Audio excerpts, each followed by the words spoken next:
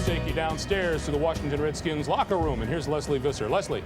Greg, it truly is hail to the Redskins as they've delivered their third title in 10 years to the nation's capital. It's a jubilous scene in here, high spirits, and I'd like to introduce you to someone. That was Lesley Visser of CBS Sports in 1992, becoming the first woman to present the Vince Lombardi Trophy at the Super Bowl.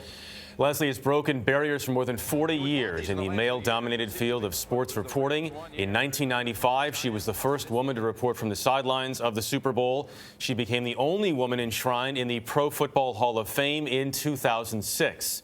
And in 2009, Visser became the first female NFL analyst on TV. About that resume. And she's still going. Visser has covered 35 Super Bowls, 35 NCAA Final Fours, and 10 Olympics. She's also a contributor to We Need to Talk on CBS Sports Network, the first nationally televised all-female sports show. Visser's new book is called Sometimes You Have to Cross When It Says Don't Walk, a memoir of breaking barriers. She shares her struggles and triumphs over her groundbreaking journey in sports, and Lesley Visser is joining us now. You've just brightened up our happy. It's great to have you. Say it all again. But seeing what you've accomplished as a woman in an industry where your mom told you, sometimes you have to cross when it says don't walk because there were no women in that field. How do you feel today now looking at what you've accomplished? Do you know, I remember our great John Madden, who of course worked with CBS for so many years, and John said it's a strange thing. Now you guys live this world too. Congratulations to you for Buffalo. But you guys live this. He said it's a strange thing when you go from being the observer to the observed. Yeah. And so that's what I'm much more at home asking you guys about your background. I loved your show on MSNBC. May I say that? But you knew you wanted to do this at 11 years old. I did. You never stopped. My mother, we lived in Cincinnati at the time. We moved a lot as a kid, which was great for sports. And I said to my mother, I was like 10 maybe, or 11, I said, you know what, I want to be a sports writer. And my mother, instead of, at that time, women were only three things, nurses, teachers, or homemakers. Yeah. And my mother, instead of saying, what are you, crazy? She said to me, great. Sometimes you have to cross when it says don't walk. Amazing. But surely it was not an easy journey to get from that 11-year-old to where you are now. Talk about the doubt. I mean, your mother was obviously an she empowered you in a lot of ways, but how much skepticism did you meet along the way when you said, this is what I want to do? Oh, plenty. I was just sharing with someone that, of course, when I started, there were no ladies' rooms because there were no other women.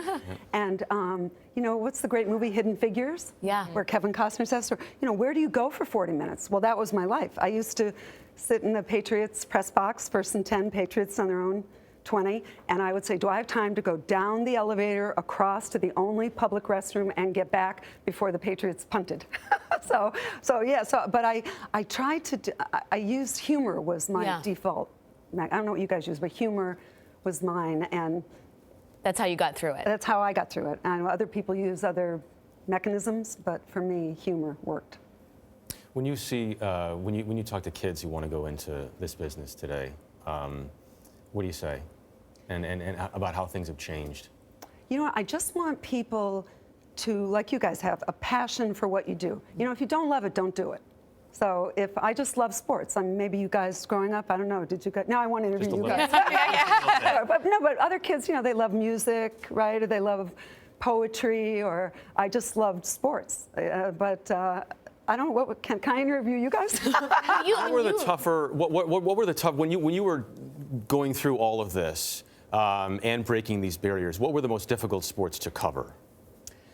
I was a natural baseball because I grew up loving the Red Sox, and we only got obnoxious lately. We used to be pathetic. so I was naturally a baseball fan, and then I've had the privilege of riding John Madden's bus with him, and we would watch the Redskins counter tray over and over and over on the footage. And so I just never, all I've stood for myself is to be authentic. Yeah. And I think basketball is easy for people to fall in love with. It's just 10 people on the court. But You know, football is complicated. Football, it might look easy. You know this, Buffalo. It might. By the way, I was at the last Jacksonville. I did that game. Oh, you were? Yes, I was. And do you remember? Oh, you don't want to remember. I know I don't want to remember. You don't want to remember. Exactly. So, but it was the last play, wasn't it, of the game? Yes, unfortunately it Yes, was. I'm Thank sorry. you for But no, reminding you're me going again. back. No, you're back at him.